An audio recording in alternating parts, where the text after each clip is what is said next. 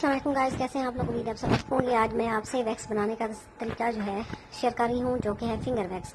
तो ये जो है मेरे पास, आपको याद होगा मैंने लीमू स्टोर करके रखे थे, उसका रस तो मैं उसी से बनाऊंगी और आपको फ्रेश लीमू मिलता है तो आप उससे बना लें।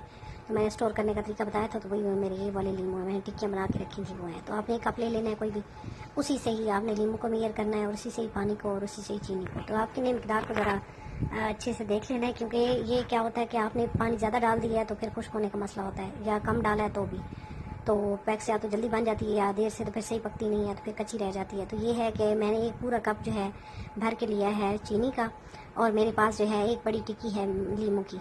तो मतलब है कि हाफ कप, एक कप चीनी है, आधा कप लीमू है और आधा ही कप पौना कप पानी डालेंगे। आधा से पौना कप आपने डालना है। तो मिल के ये तकरीबन चीनी बस उसमें हल्की सी डिप हो जाएगी, यानी आपका पानी इतना ज़्यादा ना हो कि चीनी बिल्कुल उसमें तैरने लग जाए और आपका बहुत ज़्यादा पानी ना हो। बहुत करना है तो आप पौना कप पानी डाल देंगे और आधा कप आपका लीमू का रस होगा, तो ये इसकी क्वांटिटी अच्छे से होगी। और बहुत खट्टा लीमू है तो थोड़ा कम कर सकते हैं, तो रेशो यही हो आपका। तो मैंने डाल दी थी और मेरी वैक्स पकना तैयार हो गई थी। मैंने लीमू पहले ही डाल दिया था तो एक्स्ट्रा झाग बन रही थी, और लीमू थे भी पहले से पड़े हुए, तो फिर वो इसमें कसावतें बन जाती हैं, तो वो ऊपर ऊपर आती हैं।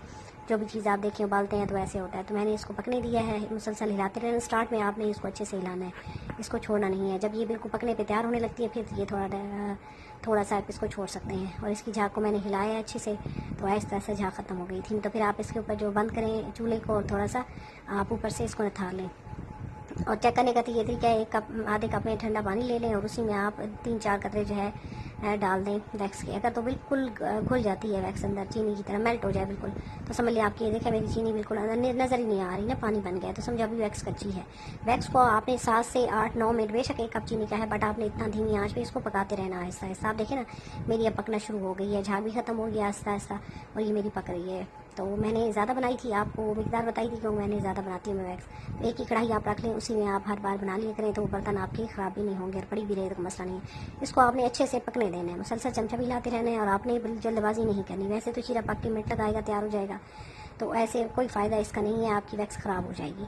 तो मैंने इसमें मेरी कुछ वैक्स हार्ड बन गई थी और कुछ सॉफ्ट बन गई थी, तो मैंने स्टेज पे वो वाली वैक्स इसमें डाल दी थी। अगर आपके साथ भी ऐसा हो कभी आपकी वैक्स बहुत ज़्यादा हार्ड हो जाए, बहुत ज़्यादा सॉफ्ट हो जाती है, तो वो वैक्स आप इस स्टेज पे डाल सकते हैं इसमें, तो ये बिल्कुल सेट हो जाएगी। आपने इसको देखा मेरी ये बिल्कुल हार्ड थी वैक्स, तो मैंने इसमें वो वाली डाल दी, इस स्टेज पे डालनी। कभी आपके साथ भी ऐसा हो जाता है आपकी वैक्स ख़राब हो जाती है, तो आपने उसको वेस्ट नहीं करना, आपने उसको जब दोबारा वैक्स पका रहे हैं तो उसमें डाल देना, तो वो पक के उसकी क्वान्टिटी जो है सेट हो जाएगी। अगर बहुत ज़्यादा हार्ड हो तो आपने इस स्टेज पर डालनी है, अगर आपकी बहुत ज़्यादा पतली हो तो आपने बिल्कुल जब पकने वाली है वैक्स उस टाइम में डालें। मेरी दोनों हार्ड भी एक थी, एक बहुत ज़्यादा सॉफ्ट थी, मैंने दोनों ही डाल दिया। फिर चमचा मुसलसल हिलाते रहना है, और उसके ऊपर जो भी है जो कचरा वगैरह था सारा, क्योंकि वैक्स पुरानी थी तो बार बार उसमें झाग बन रही थी, तो मैंने उसको नथार लिया था। जैसे दाल आप उबालते हैं तो ऊपर से कोई टेंशन की बात नहीं है कि इसमें उबाल आ रहा था।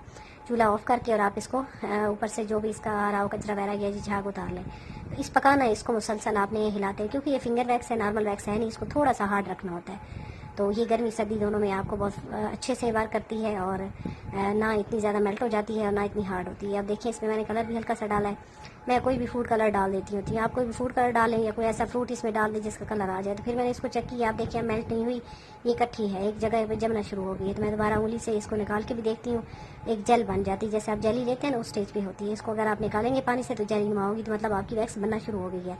तो आप इस स्टेज पे चूल्हा बंद भी कर सकते हैं। ट्रिक ये होती है कि आपकी ज़्यादा पक जाए तो उसका नुकसान है, कम पके तो आप दोबारा चूल्हे पे रख सकते हैं। यही बारीकी से चीज़ें होती हैं, बाकी वैक्स तो हर कोई बनाना बता रहा होता है, तो आपने इन चीज़ों को अच्छे से देखना होता है कि किस स्टेज पे वैक्स पक रही है, या क्या आपकी वैक्स कम पकी है, ज़्यादा पकी है।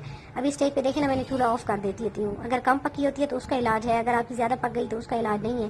तो इसलिए उसमें मैंने तरीका बताया कि आप इस तरह कर सकते हैं, वेस्ट ना करें। बट जो बिगिनर्स हैं उनके लिए इशू हो जाता है, तो आप इस स्टेज पे चूल्हा बंद कर दें, बिल्कुल वैक्स को ठंडा होने देना है। आपने जल्दबाजी नहीं करनी है, आप जलने का खतरा होता है वैक्स से।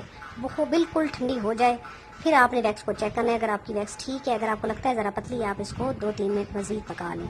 तो देखिए मेरी वैक्स तैयार है, उसे डार्क ग्रीन कलर डाला है, तो बिल्कुल तैयार है। और इसको मैं आगे मज़ीद वीडियो में आपको यूज़ करने का भी तरीका बताऊँगी। मिलेंगे नई वीडियो के साथ। अल्लाह हाफिज़।